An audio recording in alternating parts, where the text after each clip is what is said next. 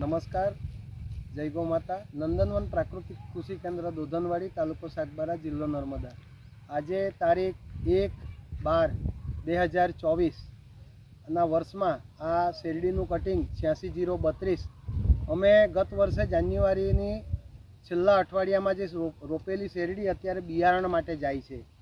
તો આ આપ જોઈ શકો છો, 2 કિલો 480 ગ્રામનો આ સાંઠો છે. આજે 86-032ની આ વેરાયટી છે. આપ એની પેર જોશો તો 1, 2, 3, 4, 5, 6, 7, 8, 9, 10, 11, 12, 13, 14, 15, 16, 17, 18, 19, 20, 21, 23, 24 અને અંદર ત્યાં એક 25મી પેર નીકળે છે. એટલે આપણે અત્યારે આ 10 મહિનાની શેરડી આ અત્યારે 25 પેરની જોઈ શકીએ છીએ. રોપવા માટે અતિ ઉત્તમ છે.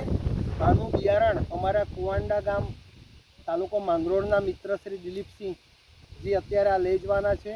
અને આ બિયારણ એવું એમને ત્યાં પ્રાકૃતિક રીતે ઉગાડીને એ લોકો આગળ સંવર્ધન કરવાના છે.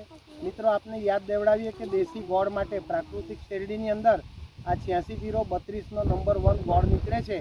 એટલે લોકો, ખેડૂતો હવે ગોળ માટે આ શેરડી વાવતા થયા છે.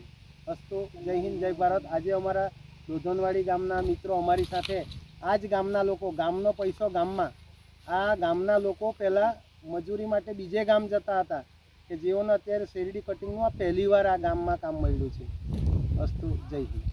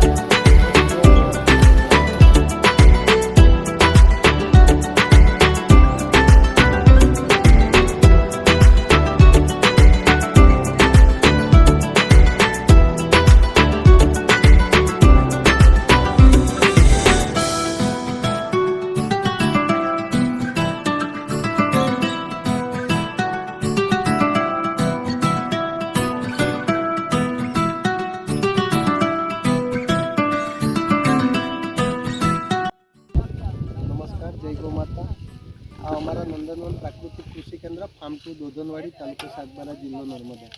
આજે અમારી આ 86-032 વેરાયટીની જે શેરડી છે એ સંપૂર્ણ પ્રાકૃતિક રીતે બનાવવામાં આવેલ છે, ઝેર મુક્ત રીતે. તો અમારા શાળાના અમારા હોસ્ટેલના બાળકો માટે અમે એ લોકો પણ નવાઈની આ શેરડી ખાઈ અને શિયાળામાં એમ બી શેરડી ખાવી એ તંદુરસ્તી માટે ખૂબ ફાયદાકારક છે. તો એ દરેક બાળકોને આ શેરડીના ટુકડા, મીઠા મધુરા ટુકડા ખાવા મળે એ હેતુથી અમે આજે અમારા વિદ્યાર્થીઓને બોલાવ્યા છે. આ અમારું એક બાજુ શેરડીનું બિયારણનું કટિંગ આજે માંગરોળ તાલુકાના કુવાંડા ગામે ભાઈ શ્રી દિલીપસિંહભાઈને ત્યાં જવાનું છે. તો એ બિયારણની જે આ શેરડી છે અને આ રીતે આ કટિંગ કરવામાં આવી રહી છે. તો અમારા બાળકોને પણ